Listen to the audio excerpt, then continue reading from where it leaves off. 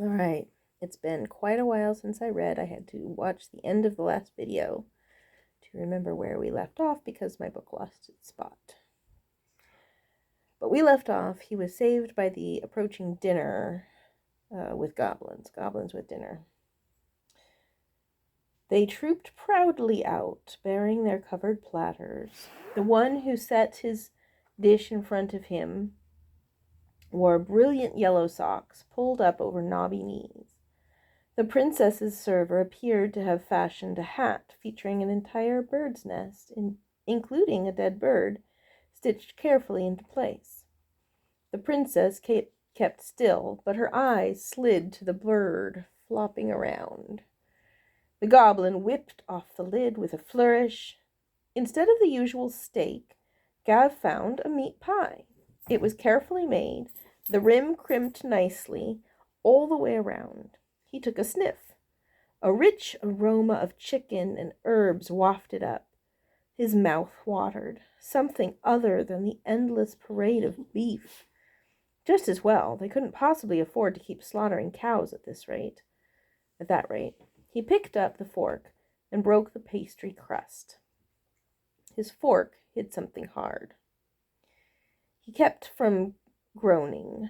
He should have known better. He should have never asked Orla to stray from her strengths. For all that the crust looked nicely browned, and the vegetables inside were clearly raw. Still, a carrot could be eaten, crunchy or not, and it was still a change of pace. He stabbed harder and snared whatever it was hidden in the gravy, lifting it free.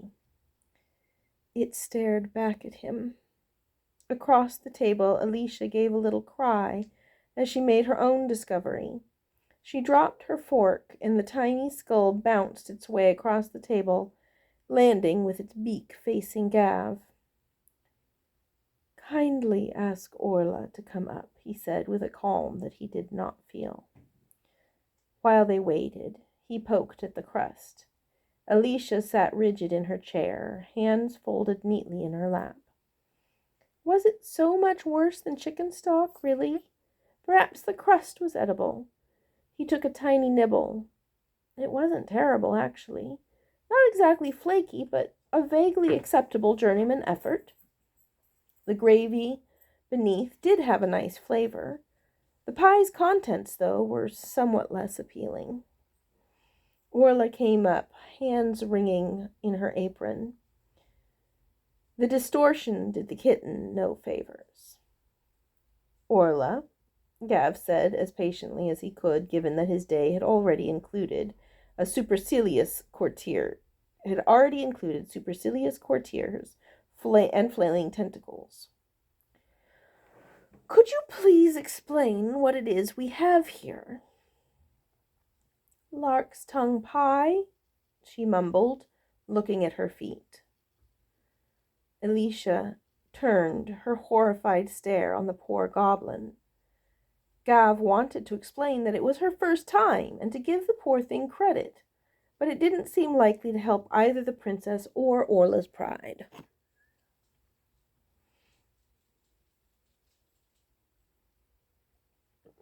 "I think it's customary to remove the tongues and not include the skulls," he said as gently as he could. "Orla knows," Orla said, looking up with desperate eyes. "But boys not find enough larks to fill a whole pie. So many larks, and good eating on larks' heads." "I suppose there is, but it makes a rather messy pie," he said. "Perhaps next time we can just make the stock out of the carcasses and include all the meat from the larks and leave the bones out of the pie entirely." She nodded frantically. He had a thought, which came with its own sinking sensation. "Were there other courses?" She nodded again, even more frantically. His stomach growled sadly. "And what is the next course?" "Nettle salad. Has flowers." Nettles. Interesting facts about nettles flashed through his brain. So very helpful his memory was. I don't suppose you blanched the nettles to remove the stingers? Orla's face froze. That would be a no, clearly. And anything else? Mushroom skewers, she said. Her face continued to fall. Let's try those, he answered. And maybe some bread? Do we have any bread? She nodded, backing out of the room. He gave up at that point and rested his forehead in his hands. If you were trying to poison me, you would have had more pie, the princess said slowly. She was trying to impress you, he said with a groan. If you could try to hide a bit of the disdain, I would very much appreciate it. She's clearly mortified enough as it is. The princess was silent for a minute. Gav closed his eyes, resting. It was easier not to think. You're not quite what I expected, she said at last. Is anyone... He took a breath and forced his head up. Never mind. I have had far too much today to debate philosophy now. She cocked her head. I had thought to say something about the perils of succubi, but then I thought better of it. Thank you. You would have had more fun with the succubi than whatever that was. Almost certainly. He rubbed his hand over his face. He should just leave it now, while there was any trace of mystery left. But the food was coming, and he was too hungry to abandon his course. He picked at the pie. As he had feared, the carrots were also undercooked, which boded poorly indeed for the larks' heads. There was even a larger chunk. Oh, it was an entire chicken head. No, rooster, comb and all. He supposed they'd run out of larks. Do you want to know? Or do I want to know? Squid, he said. It involved squid. Were the squid what caused that explosion? He looked up at her. She shrugged, a little uncomfortable. It was enough to rattle the lantern. He looked away. No, the explosion was your father's emissary. She gave a tiny gasp, quickly stifled. I mean my response to the emissary, not the emissary himself. He is unexploded, he explained. Perhaps he should have let her think that he had killed the man, but it didn't seem right. That wasn't the impression he wanted to give. No, it was more that thinking Fiari was dead would hurt her, and he didn't actually want to hurt her. He couldn't help muttering, as much as I might have wanted to explode him. She ran the finger along the tines of her fork. It was Fiari, wasn't it? One of your favorites, I take it. Ugly youngest daughters don't get favorites. We marry who we're told to, and we hope they aren't nosy about our jewelry, she said bitterly. I suspect father sent him because he didn't much care whether you returned Fiari whole or in pieces. I considered it, Gav said before crunching on a chunk of carrot. He chewed meditatively. I believe I missed an opportunity. If he comes back, we'll try that.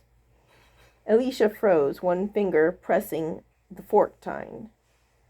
How do you think it would go over if we sent him home clutching that gorgeous pile of hair in a box? She blinked. I'll let you watch, he said, waggling his eyebrows temptingly. She didn't actually laugh. Princesses were too well trained for that, but the corner of her mouth twitched. She took a sip of wine to cover it, careful to keep her dragging sleeves off her plate. The mushroom skewers arrived to his relief. He could feel the headache beginning behind his left eye, slowly pulsing. He had passed hungry a while back. The fungi sizzled nicely as he dragged them off their skewer with a fork. The bread didn't look terrible. He could pile them on top and make a little sandwich, but that took more energy than he had. He shoved a mouthful in to chew on while he arranged things. He stabbed a particularly thick and juicy one, dripping with butter. Halfway to his mouth, the shape finally registered with him. "Don't eat that!" He nearly launched himself across the table. Alicia halted, fork halfway up. Slowly she shut her mouth and lowered the mushroom back to the plate. "They're poisonous, aren't they?" "Not poisonous, just hallucinatory." Because that's what they needed. For the princess to go off her head raving about were-snakes coming through the walls. If he truly were lucky, his own hallucinations would match, and they could fight the were-snakes together. "She didn't even do it intentionally, did she?" He shook his head. "The bread?" He shrugged. "It's probably made from ground-up peasants' bones or something." She paused. "Is that actually a thing you people do?" "Honestly, I hope not. I don't actually have that many peasants," he said, pressing his thumbs into the rims of his eye sockets. "I have no idea what could be wrong with the bread. But then, I didn't predict skull pie either." She picked up a piece and examined it. She took a sniff.